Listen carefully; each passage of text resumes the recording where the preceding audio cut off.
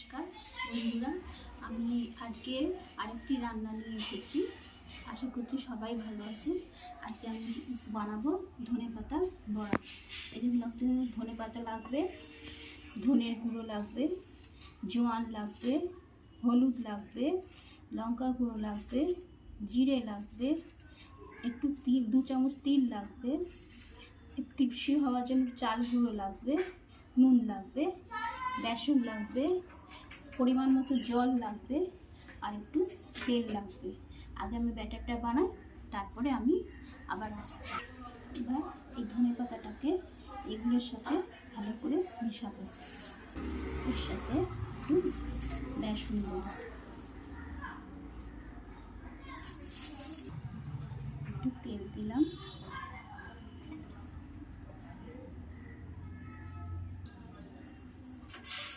অল্প একটু জলের ছিটে দিয়ে মাখতে হবে জিনিসটা।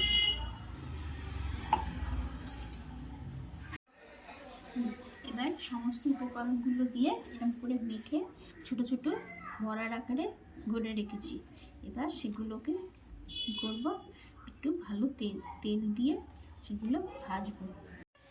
তেলটা আমি গরম হয়ে গেছে, এবার একটা একটা করে বড়াগুলো ভেজে দিচ্ছি। একটু চেপে চেপে ভাজতে হবে যাতে ভিতর পর্যন্ত সিদ্ধ হয়, নাহলে কাঁচা থেকে যাবে। ধনেপাতাগুলো একটু লাল লাল করে ভাজতে হবে, এইরকম করে তেল দিয়ে ভাজতে হবে যাতে উপর পর্যন্ত ভালো মতন ভাবে ক্রিস্পি হয়। এটা ভাজা হচ্ছে, তুলে নিচ্ছি। এটাও ভাজা হয়ে গেছে, তুলে নিচ্ছি।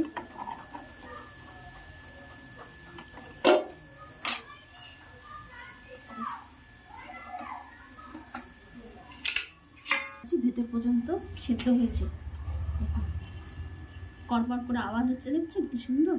দেখুন কড়কড় হয়েছে,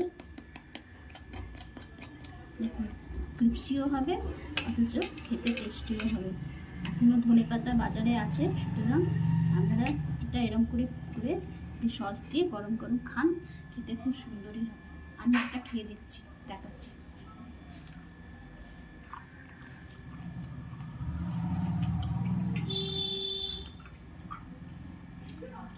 এবার আসছি বন্ধুরা, এবার আপনারা বাড়িতে করে খাবেন, কীরকম লাগলো না লাগলো সেটা আমাকে কমেন্টস করে জানাবেন।